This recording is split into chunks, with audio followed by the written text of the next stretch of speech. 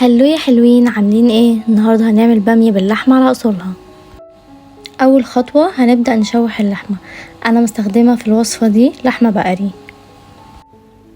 معلقه سمنه او زيت على حسب ما انتي حابه، انا بفضل سمنه. وهننزل بنص كيلو من اللحمه.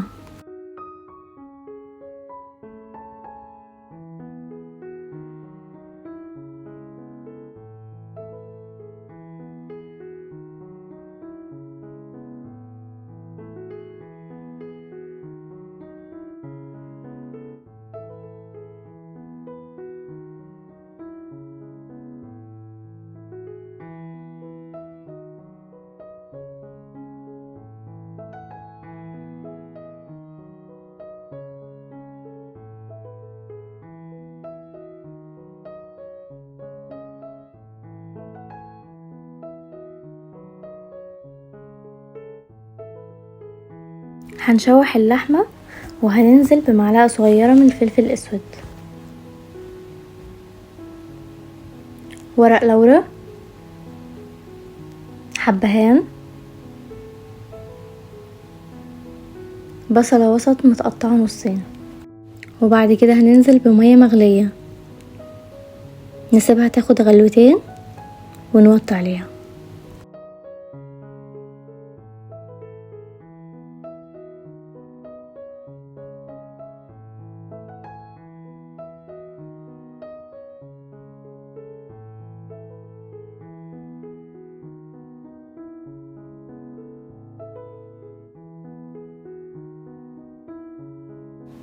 هننزل بمعلقه سمنه،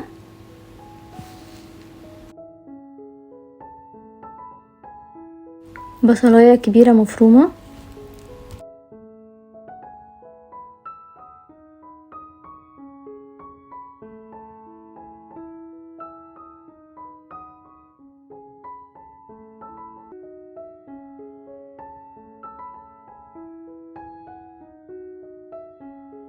اول ما البصل يخدل معانا بالشكل ده هننزل بنص كيلو من الباميه. هنقلب الباميه مع البصل لمده 5 دقايق.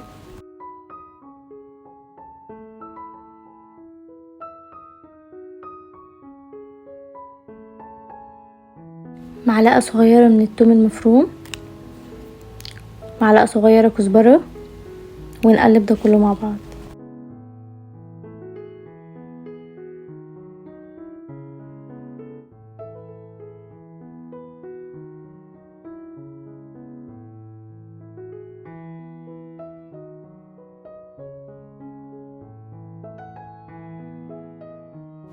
اول ما لون الباميه يفتح شويه ننزل بكيلو من عصير الطماطم متصفي كويس جدا.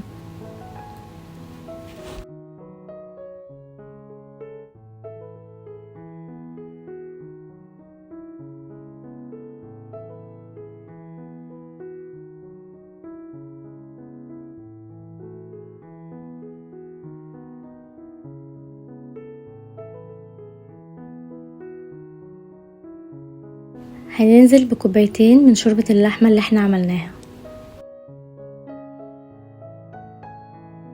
معلقة صغيرة من الفلفل الاسود،